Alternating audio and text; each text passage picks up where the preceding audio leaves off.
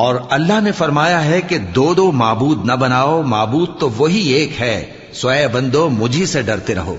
اور جو کچھ آسمانوں میں اور جو کچھ زمین میں ہے سب اسی کا ہے، اور اسی کی عبادت لازم ہے،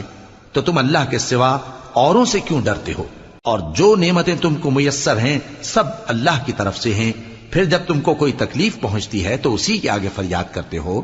پھر جب وہ تم سے تکلیف کو دور کر دیتا ہے تو کچھ لوگ تم میں سے اللہ کے ساتھ شریک کرنے لگتے ہیں تاکہ جو نعمتیں ہم نے ان کو عطا فرمائی ہیں ان کی ناشکری کریں۔ تو مشرکو دنیا میں فائدے اٹھا لو، پھر ان قریب تم کو اس کا انجام معلوم ہو جائے گا، اور ہمارے دیے ہوئے مال میں سے ایسی چیزوں کا حصہ مقرر کرتے ہیں جن کو جانتے ہی نہیں۔